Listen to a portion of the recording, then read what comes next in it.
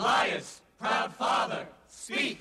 I with joy did have a son, so fair, so clear-headed and brave, that I 1,000 pleasures did derive from his presence. So what happens? One day he kills me, and don't you think he runs off and marries my wife? Poor Oedipus, king of Thebes! My son did slay unwittingly my noble husband, and did, without realizing, hasten with me, his loving mother, to lustful bed. And a whole profession was born, charging sometimes 200 an hour, and a 50-minute hour at that. And why a child now, out of left field? One hopes it's not to fill some growing void in their marriage. Leave her be. A woman's urge to motherhood is old as the earth. Children grow up, they move out, sometimes to ridiculous places like Cincinnati or Boise, Idaho. Then you never see them again. You'd think once in a while they'd pick up a phone. But is there a growing void in the Weinrib's marriage? We didn't say there was. We're all just speculating on possible motives. Children are serious stuff. Look, here's a man who killed his father and slept with his mother. I hate to tell you what they call my son in Harlem. I am looking at the stars. They're so far away, and their light takes so long to reach us.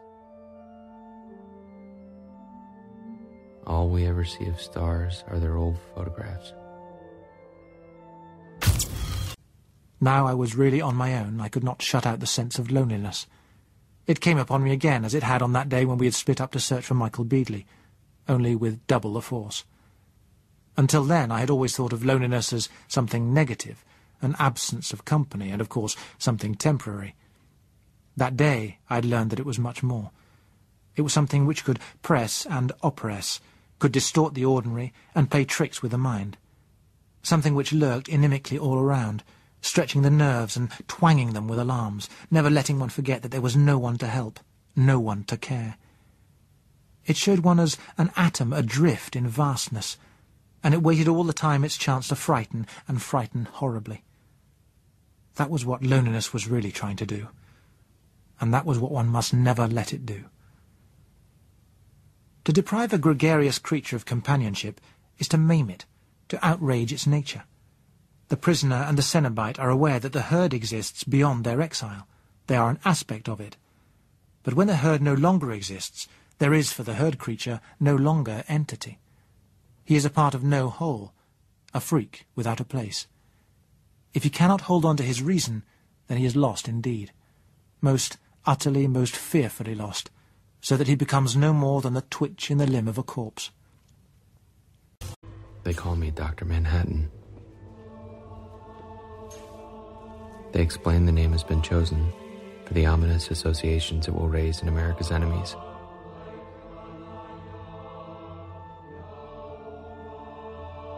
The marketing boys say I need a logo.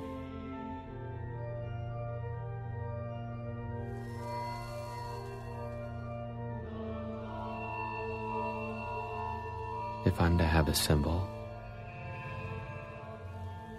it shall be one I respect.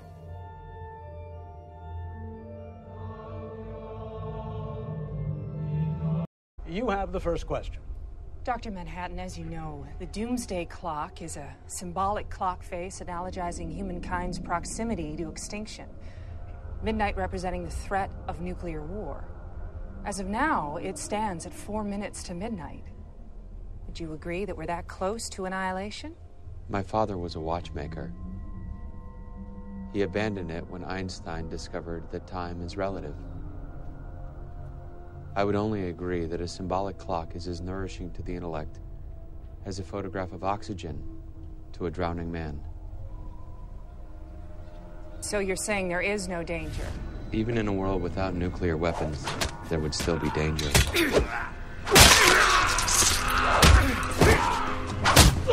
And would you say, as so many claim, that you are in fact a god, given that you see the past and future simultaneously?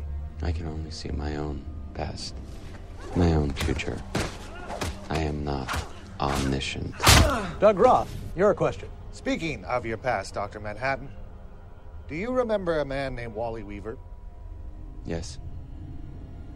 We were both physicists together at the Gila Flats research base. He died of cancer. He was a good man. How about Edgar Jacobi, also known as the supervillain Muller?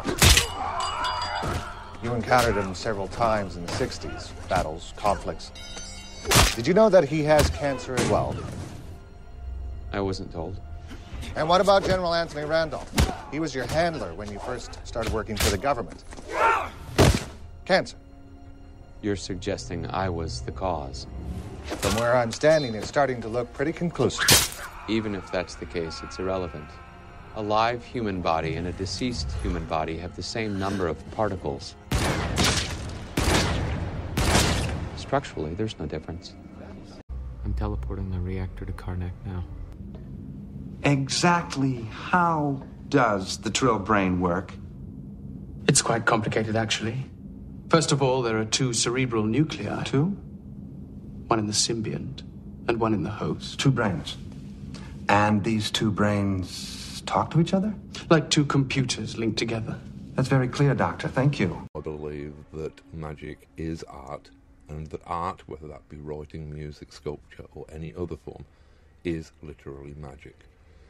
Art is, like magic, the science of manipulating symbols, words or images, to achieve changes in consciousness.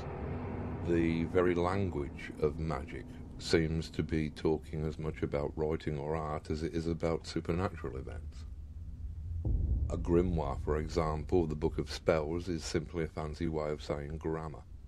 Indeed, to cast a spell is simply to spell, to manipulate words, to change people's consciousness. And I believe that this is why an artist or writer is the closest thing in the contemporary world that you are likely to see to a shaman.